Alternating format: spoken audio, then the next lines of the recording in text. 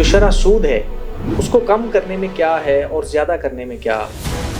हर country के अंदर interest rate basically होते हैं। This is a tactic to control inflation. जिस तरह इन्फ्लेशन बढ़ती है, ज़ाहिरी बात है आपके लोन्स महंगे होना शुरू हो जाते हैं, आपकी बाकी चीज़ें महंगी हो जाती हैं, क्रेडिट कार्ड के बिल्स महंगे हो जाते हैं, बिजनेस एक्सपैंड नहीं कर सकते। अगर आप और मैं कारोबार करते हैं, हमने ज़ाहिरी बात है अपना कारोबार एक्सपैंड करना है तो हमें एक ना एक पॉइंट पे आके बैंक से लोन लेना पड़ेगा। बाहर की दुनिया में हम अक्सर डिस्कस करते हैं ये पाकिस्तान बिलियनियर्स नहीं बना सकता, क्योंकि पाकिस्तान के जो इंटरेस्ट रेट्स हैं वो इतने ज़्यादा हाई हैं और बैंक के जो टेन्योर हैं वो इतने कम है कि आप यहाँ पर $1 बिलियन एम्पायर नहीं बना सकते। वेयरएज़ बाहर आपके इंटरेस्ट रेट भी कम है और आपका जो पे बैक करने का पीरियड है वो भी बहुत ज़्यादा है।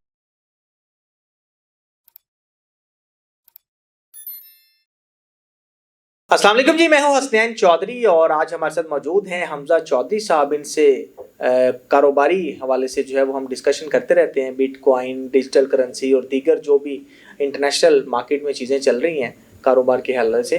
तो आज हम बात करेंगे इंटरेस्ट के हवाले से कि पाकिस्तान में जो आज मॉनेटरी पॉलिसी का ऐलान किया गया है उस हवाले से जो इंटरेस्ट रेट, जो शरह सूद जो है उसको बरकरार रखने का फैसला किया गया है। ये शरह सूद है क्या और इसका कम और ज़्यादा होने से कारोबारी तबके पर जो है वो क्या असरात पड़ते हैं और ख़ास तौर पर जो बिजनेस कम्युनिटी है उनके लिए किस किस्म का जो है ये फ़ायदा दे सकता है या नुकसान दे सकता है। तो हमदा साहब बहुत शुक्रिया टाइम देने का।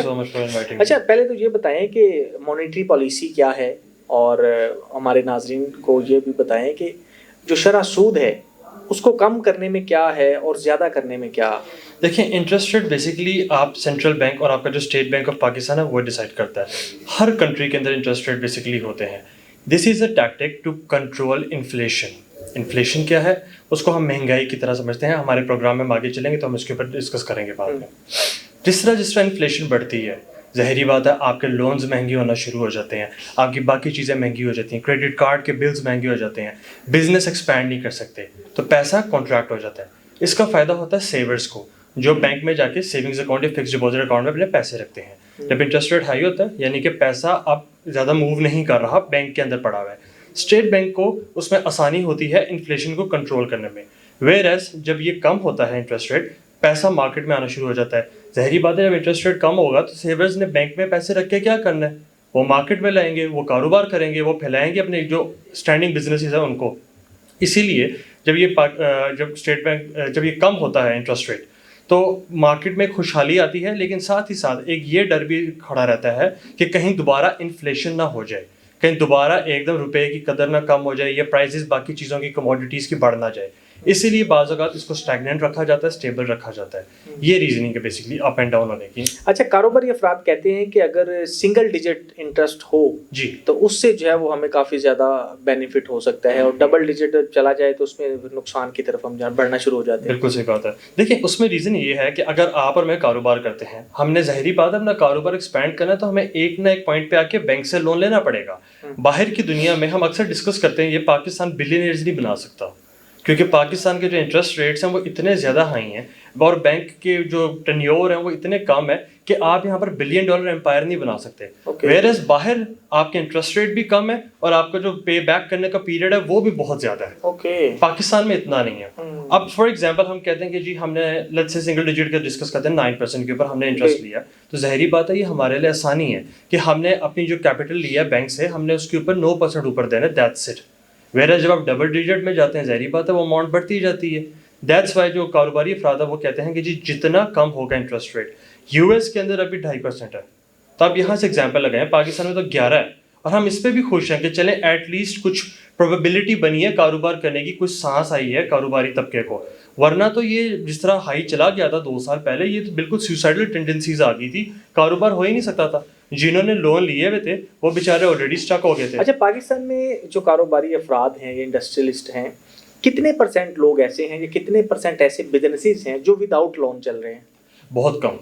देखें, आप पाकिस्तान में क्रेडिट का कारोबार बहुत ज़्यादा है। एक स्टेज पे आके आपको बैंक इन्वॉल्व करना ही पड़ता है। देखें हुसनैन भाई, अगर आपने अपना बिजनेस एक्सपैंड करना है, लेट्स से कि आपकी एक फार्मेसी है, आप कहते हैं कि जी मैंने एक बना ली है, अब दूसरी मैं बनाऊंगा तो तीसरी बनाने में आसानी होगी। ये वैसे बिजनेस का एक फॉर्मूला भी है, गोल्डन रूल है।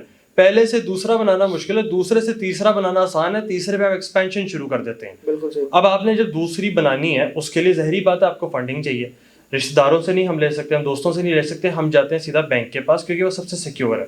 बैंक कहता है जी ये कोलैटरल आप दे दें, लेट्स से कि हमारा घर है, इसकी ये वैल्यू है, हम इसके ऊपर आपको इतने पैसे दे देते हैं, इस पे हम इतना इंटरेस्ट लगाएंगे, हमारा प्रॉफिट होगा, उस पर बाज़-औक़ात काइबोर की भी जो आ जाती है स्पेसिफिकेशन, फिर आप क्या कहते हैं उसके ऊपर आप पैसे लेते हैं, बैंक को आप माहाना किस्त देते रहते हैं और अपना कारोबार फैलाते हैं। ज़ाहिरी बात है जब 2 फार्मेसीज अब आपकी हो गई हैं तो आपको प्रॉफिट भी दुगना आएगा, आपको बैंक को भी देना आसान हो जाएगा, आप अपनी दूसरी फार्मेसी भी छुड़वा लेंगे कुछ अर्से बाद, तीसरी के बाद फिर आपका काम बढ़ना शुरू हो जाएगा। तो देखा जाए तो मैक्सिमम जो बिजनेस है जो मिडिल लेवल से थोड़े से ऊंचे आते हैं, हाई स्केल में तो करना है लेकिन मिडिल से थोड़ा सा ऊंचे, वो बैंक्स को इन्वॉल्व कर ही लेते हैं इवेंचुअली कि वो अपने बिजनेस को एक्सपेंशन की तरफ लेके जाए, अपने बिजनेस में ऑलरेडी चीज़ें बढ़ाएं। एक और चीज़ ले लेते हैं, फार्मेसी का हमने जिक्र किया, अब उसनैन साहब की फार्मेसी है उसमें 1 करोड़ का स्टॉक है और वहाँ पर सेल्स भी 1 करोड़ की हो रही है। अब उसनैन साहब को नज़र आ रहा है कि जी मुझे अगर यहाँ पर 50 लाख का स्टॉक डालने से प्रॉफिट हो जाएगा। अब उसनैन साहब कहते हैं मेरा तो प्रॉफिट इतना बन नहीं रहा कि मैं 50 लाख डालूँ। उसनैन साहब जाएंगे बैंक के पास, वो कहेंगे कि जी आप मुझे 50 लाख रुपया दें, मैंने अपने फार्मेसी में डालना है, आप अपने कोलैटरल रखवा देंगे। बैंक कहेगा ठीक है जी हम इसके ऊपर इतना इंटरेस्ट हमारा होगा। अब आप बैंक को वो इंटरेस्ट पे करेंगे, लेट्स से भी 11% है तो 50 लाख के ऊपर बन गया 5 बिलियन पे 55,50,000। अब आपने 5,50,000 बैंक को ओवर द टाइम पीरियड देना है और आपको आपका लोन मिल जाएगा। इस तरह जो आपका एग्जिस्टिंग बिजनेस है जिसका आप स्टॉक 1.5 करोड़ हो गया है, उधर आपको उसके हिसाब से प्रॉफिट आना शुरू हो जाएगा और बैंक से आपको उसका लेने का फायदा भी हो गया। अच्छा ये काइबर क्या है, काइबर का कम ज्यादा होने से क्या फर्क पड़ता है? काइबर दरअसल बेसिकली एक सब ब्रांच है। आप यूँ समझ लें कि जो आपका इंटरेस्ट रेट है वो सन है और प्लैनेट्स जिस तरह रेवोल्यूशन करते हैं, काइबर भी रेवोल्यूशन करता है। काइबर बेसिकली होता है Karachi interbank rate, offer rate. वो बैंक्स आपस में खुद डिस्कस करते हैं कि जी फॉर एग्जांपल अगर मैं एक बैंक हूँ, हसनैन भाई एक बैंक है, अब हमने आपस में भी लेन देन करना है। ज़ाहिरी बात है मार्केट में पैसा तो लिमिटेड है, हसनैन भाई ने भी अपने किसी कस्टमर को देना है, तो हसनैन साहब कहेंगे हमजा साहब मुझे इतना चाहिए, मैं आपको कहूँगा जी ठीक है, मैं आपको अभी फिलहाल आप लगा लें 11% चल रहा है एवरेज रेट जो चल रहा है, 11% पे 3% मार्जिन रख के प्रॉफिट का अपना मैं आपको दे देता हूँ पैसे, आप आगे कर लें। तो उसके ऊपर फिर जो मेरे पैसे हैं वो इन्फ्लेशन से भी सेफ हो जाते हैं कि यानी कि जब महंगाई बढ़ गई तो मुझे इन्फ्लेशन की वजह से नुकसान नहीं होगा, मुझे उसमें भी फायदा हो जाता है और सैन भाई आगे अपने कस्टमर्स को भी वो दे सकते हैं। बाज़ का जो बड़े बिजनेसेस होते हैं, कस्टमर्स होते हैं, उनको भी काइबर रेट लगाया जाता है। अगर गाड़ियों की किस्तें होती हैं, फॉर एग्जाम्पल कुछ बैंक है वो गोल्ड के ऊपर लोन देते हैं, प्रॉपर्टी के ऊपर लोन देते हैं, इवन बिजनेसेस के ऊपर भी, वहाँ पर भी काइबर रेट लगाया जाता है कि वो आपको कहते हैं ठीक है जी हमारा 11% जो पाकिस्तान में फिलहाल चल रहा है हम दे देते हैं, उस पर 3% जो ऊपर है वो हमारा प्रॉफिट होगा, इसके ऊपर लेट्स से 14% के ऊपर हम आपको देने लगे अब आपका लोन।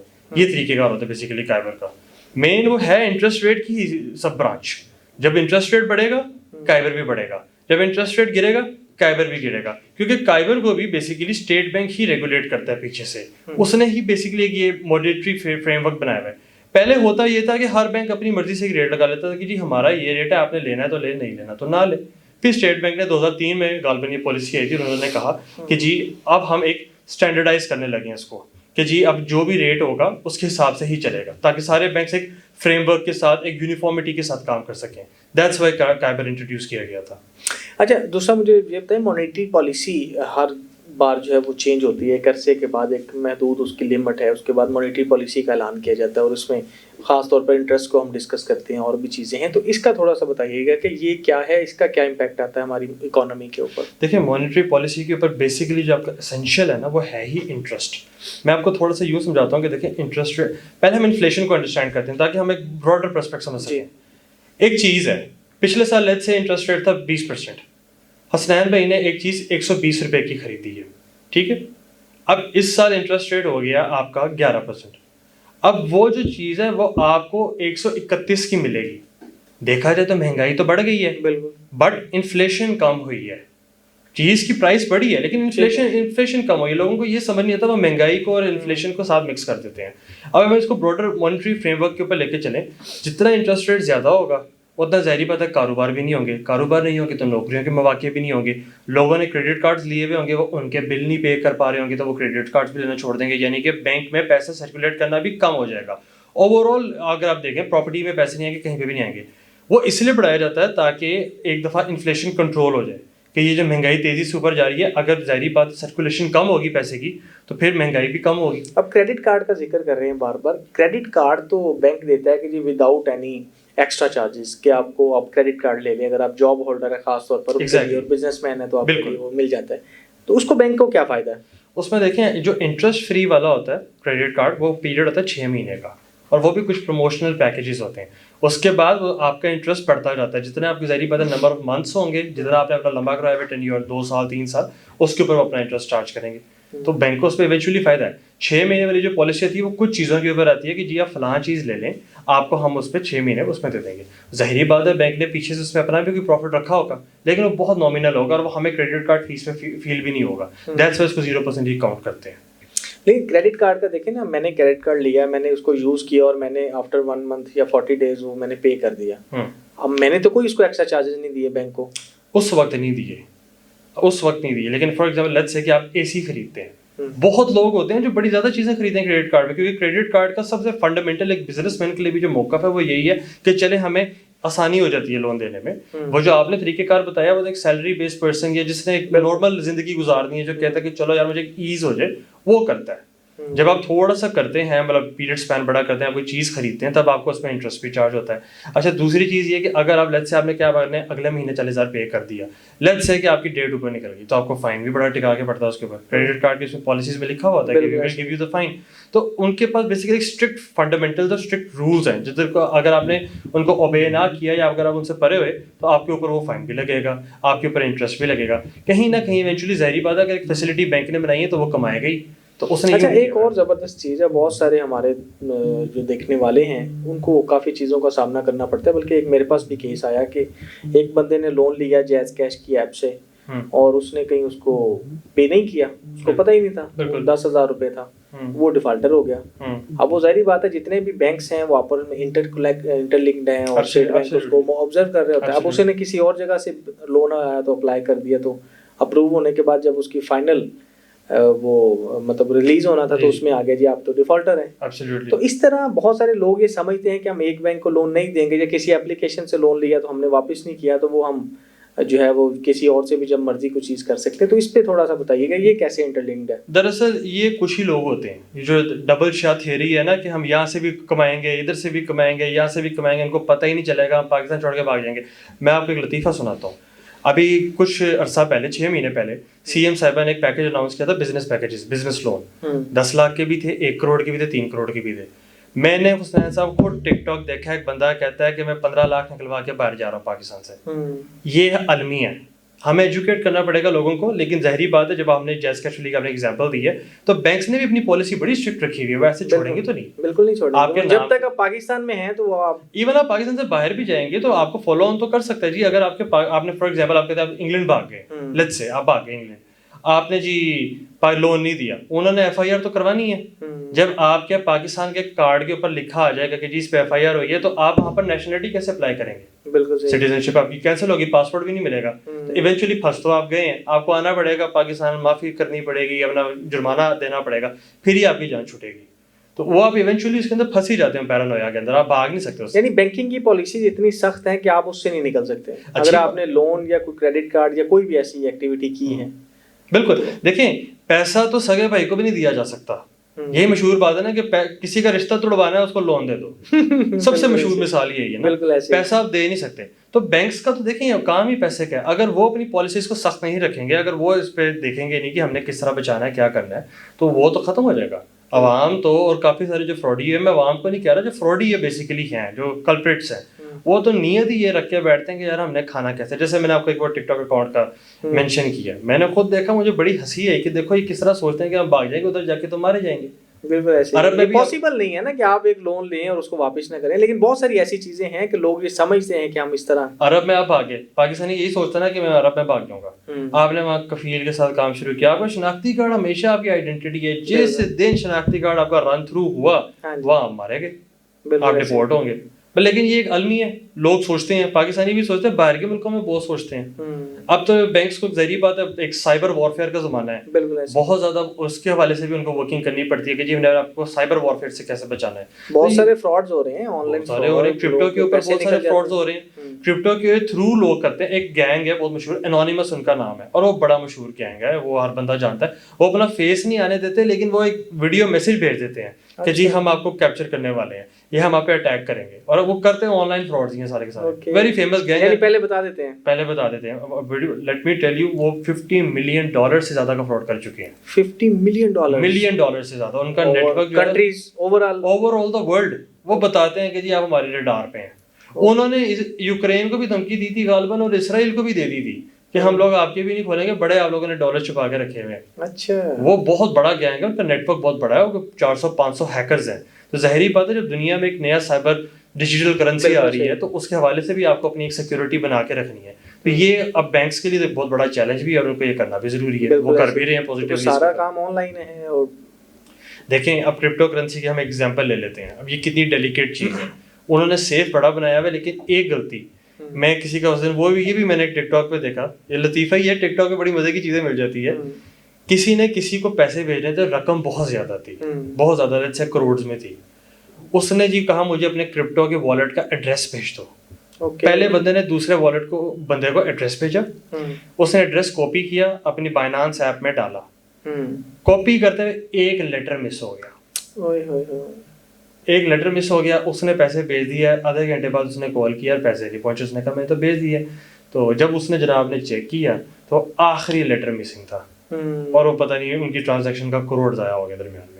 बिल्कुल। तो ये देखिए उधर से डिडक्ट हो गए, आगे पहुंचे नहीं, और ये पता नहीं कहां चले गए। बड़ा ख्याल रखना पड़ता है चीजों के ऊपर। हमारे यहाँ तो अगर हम डिजिटल फ्रॉड्स के ऊपर बात करें, हम टॉपिक से डाइवर्ट हो जाते हैं।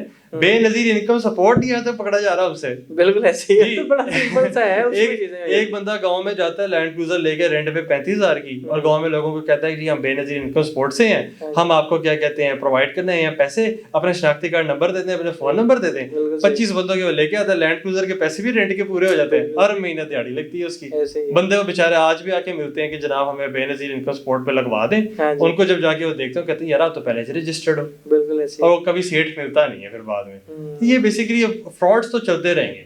Banks are supposed to be vigilant और very aggressive in the manner कि उन्होंने अपने पैसे जमा कैसे करने, पकड़ने कैसे हैं। That's why. चलें जी, थैंक यू सो मच, बहुत शुक्रिया। Thank you so much.